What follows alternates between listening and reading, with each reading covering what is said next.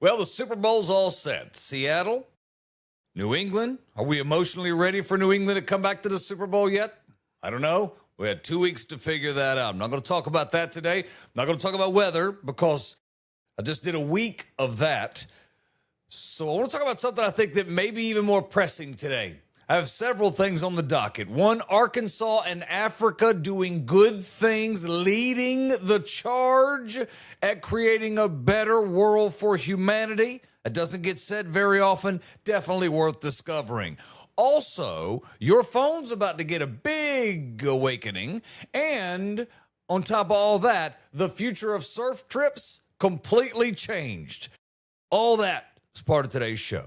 We've officially reached that part of the future where your dinner has a flight plan. Have you heard about this? Zipline is the name of the company, and they're doing drone deliveries for food, medical supplies, medicine, and essentials. So hypothetically, and by hypothetically, I mean this year, you'll be able to hit the app on your phone. It'll go to the sky. They'll drop whatever you ordered off on your front porch. That's real. That's happening. Frankly, it scares me, but fear not, because this has been done 2 million plus times. This isn't a gadget play anymore. This is a whole new system of air travel. This is coming, like this is real. In fact, they used a lot of small African countries to do this testing on and build this infrastructure. And they also used Pea Ridge, Arkansas. I want you to think about that. Pea Ridge, population of 6,529. They have one Walmart, and it's a neighborhood market. Now, if you've ever been to that part of the country, there's Walnut Ridge over there. Pea Ridge is home of the Blackhawks. It's a good area, but when you think Walmart, you have this thing in your mind, right? Probably based on the size of wherever you're from. When you go to Walnut Ridge, Pea Ridge, these are about the size of a CVS and a half. You're like, it can't really be that small. It really can. You should not be able to see all four walls and the backstock as they stack it high. They do it. It's actually pretty cool. So they say they've beta tested this product in Pea Ridge, Arkansas, which is really, I don't know that that's a beta testing ground. It's more like a family reunion with a zip code, but whatevs. Zipline is going to be doing drone deliveries in Houston and Phoenix in this quarter. 1.6 million more homes in Phoenix than in Pea Ridge. Plus, we have high rises, and if you're keeping score, 16 Walmart neighborhoods and 15 Walmart supercenters. It's a little different than Pea Ridge, I'm just saying. But you got to give the company props because they did real-life testing. They didn't work in labs or on college campuses or in controlled environments. They did it in the real world where wind does whatever it wants, dogs don't respect your property or your technology, and neighbors are watching. Everyone is watching. You can't hide a drone bringing stuff and dropping it off. That's not something we can disguise as of yet. But based on the growth of this company, it might not be too long before that's commonplace. If it survives Pea Ridge, it pretty much deserves immediate shelf space and a parade.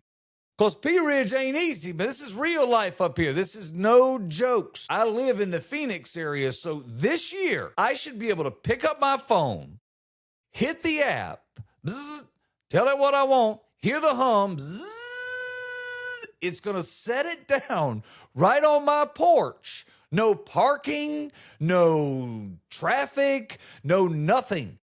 Just a burrito coming through controlled airspace. That's it. That's all we get now. It's kind of cool, ain't it? It's really cool, actually. Now, I do have another thing I think we should, though, start talking about as we're expecting a whole barrage of drone delivery. I don't know what to do. I don't know protocol for drone delivery. I mean, do I act like I don't see it? Do I ignore it? Do I wave at it? Or do I act like I wasn't tracking it on the app? These are things I don't know. I think we've got to develop protocol for this. There's probably a lot to do. Good news is we're not tipping drivers. That's cool. Bad news is there's now a robot that knows the way to your porch. So I think that's something we're going to have to contend with as well. Now, on the plus side of this, though, let's look at the good. They're not just delivering burritos and pizzas. They're bringing prescriptions. They're bringing medical supplies.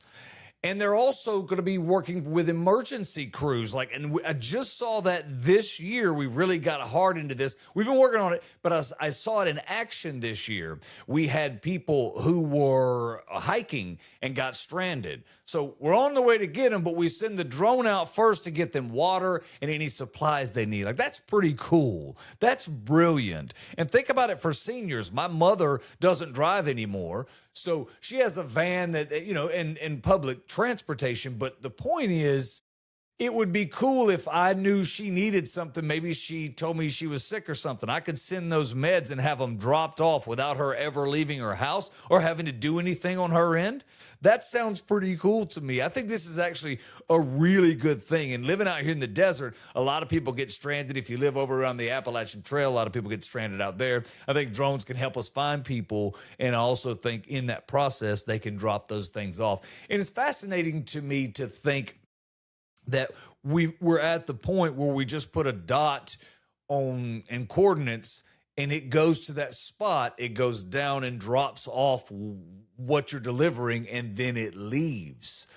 That to me, it is mind-blowing. I got a chance to sit in at Rogers State one time and watch how these students that were in the programs that were building those drones and doing the technology, they were giving them routes to run and coordinates to follow and things to make the drones do, and they had to come execute that. It's insane to watch the whole thing come together. I grew up in the country, too. See, that's part of it. If I wanted to go somewhere, I lived back in South Carolina and even in North Carolina and places that just were off the beaten path. So if I wanted something, I had to hop on my bicycle, avoid, a bunch of animals chasing me. I had to avoid cars. I'm not sure which were harder to avoid at times. I can just tell you that. Then you get to where you're going. You wore out. Then you get your cold drink. Then you get back on your bike and you have to work the whole route for survival all the way back home. That was a big deal. If they could just drop a brother off a couple of Mountain Dews and a Charleston Chew or two, I'm going to be in good shape. That's when we've reached the future that I want to live in. That's not Dippin' Dot stuff. That's real future and actionable change. That's something I can work with. That's cool. Something else that I rarely talk about too. Back in the 90s, I had a buddy of mine who had a girl that he was talking to and spending a lot of time hanging out with on the phone. And she was in New York City. And we were not in New York City. We were in Hillbilly, Carolina. So we were laughing and joking, and he kept saying, we're going to come see you. Well, as it just so happened, we wound up with a 4-day weekend, and my boy was like, we should take off and go. I'm like, bro, are we going to drive to New York City to find this lady you've been talking to? Yep, we sure are. We're going to surprise her. Now, two dumb hillbillies leave with a road map, barely enough money for gas, and out we go. Find the area that we need to be in. We give them the address or the area we think it is. They look it up and give us the directions. Now, you think that would happen now? Absolutely not. But this was way early 90s, and it was a different world. But I thought it was pretty incredible that two idiots like us could go to New York City and find someone specific before the internet, before we carried phones, before any of that. And now you're telling me that drones are coming to my house and dropping off food and stuff that I need? I'd say that checks. If two dumb hillbillies could do it, certainly we can get a machine to do it, right? And speaking of machines, have you seen what's happening at Apple? They're rebranding and/or replacing Siri and backing it, at least at bare minimum, with ChatGPT, which I think is very, very interesting. And the whole objective is to create a conversation between you and your phone, much like Google has just done. Because right now, Siri's best skill is forwarding my own question back to me. I don't know if you've been through that yet, but it is absolutely mind-numbing when she's like, oh, yeah, I can get the answer to your phone. Great. Well, I asked you that. I didn't want to look at it. If I wanted to look it up, I would have typed it in. What's wrong with you? So the code name for this is Campos. They're basically following what happened with Gemini. Now, I think it's interesting because if you're an iPhone, iPad, Mac, whatever, you'll no longer need a single separate app to do AI tasks inside the network. So that means instead of you having to click on or touch the app and open it or whatever, it's built into the phone, which would be good. So hopefully that will change everything in that world. So when I ask her to change the temperature, she doesn't call my mother, which is always a win for everyone. Now, the tech behind it is Google again. So it's Google Gemini working with Apple hardware powered by chat. It seems hard, but we're going to have it in September 2026. And I think it's fascinating. I don't know how much work you're doing with chat or if you're working with any of this AI or if you're creating that conversation between the two. I was hoping that we could train Siri along the way, but that turned out not to be a possibility. In fact, what I found is it just gets dumber, which is odd because Apple products typically don't follow that trajectory. But Siri has just been an absolute disaster, and it's never got any better. At this point, you can't even ask it simple one-word answers. The other day, I asked it who was the winner of the Heisman Trophy this year. It replied that it would gladly send it to my phone. This was a one-name answer. I just forgot it. For whatever reason, it blanked. I just wanted the answer. I didn't need it back at my phone. So it's exciting that as early as September, we may have a lot of this stuff fixed. I do have a couple of questions about, though. If it's built into the whole Apple product line, isn't that going to cut down the clicks that chat gets? The ones, and how's that going to work if you have an account, and you've created this sort of world in it? And I think that's also interesting because it's not really an app update. Now it's a power shift between Apple and chat. Apple is throwing its hands up and going, you know what? We can't do this. We don't have what it takes. Let's hand it off. They want your phone to become an assistant, a search engine, a team player, which it's about time. That's what the whole thing was supposed to do, right? It was supposed to help me. But in fact, it never really has. And Apple should have been in front of this and they've stayed behind it, which is very interesting to me. Google absolutely beat them in this. So I think from our side, things are going to start changing because instead of Siri offering you some stupid response or the opportunity to go back to your own phone, it's now going to think and you can have real conversations with it. Maybe you can ask the weather and actually get an interesting answer, one that you can learn from. I think it's very interesting when you start talking with Gemini and you see the differences. It's got to be embarrassing for the people at Apple. It seems like every time we have somebody outside of Apple intertwine, it winds up costing the consumer money, and usually a lot of money because they'll abandon the technology somewhere right about the middle, and then it just kind of goes downhill. So I'm hoping that's not the case here. I can tell you with the Intel chip, it is certainly the case because it's about to cost me a couple of grand. It's still raw. I apologize for my bitterness. I'm now realizing that's a $2,200 to $2,800 changeover that I get the pleasure of making. Now, I am getting a whole bunch of new stuff out of it and a bunch of new technology, and that's fabulous. But the problem is, turns out I got to pay for it. Yeah, they want money, right? Not fair at all. Good news is, though, they're doing a great financing special where they're charging me 0%. And I thought, you know what? If you'll let me float on your money, I'm totally in. So I was talking to my buddy the other day. We got on this conversation. We've actually been talking about it for months because there's one been in the process of being built, and he finally got a chance to go. Surfing in the desert Oceanfront, Arizona. I'm not making that up. It's a fact. Buckeye, Arizona. There's a surf park planned right this very minute. It's named Hidden Lake Surf Resort. It's 120 acres with a 60-acre lake. It's a pretty good size. The price tag on the build on this is $10.5 million. Now, I don't know where you live, but I want you to think this.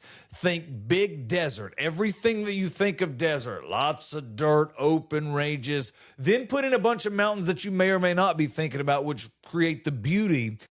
And then think, what if there was a beach right in the middle? Somebody went, Arizona. You know what this place needs?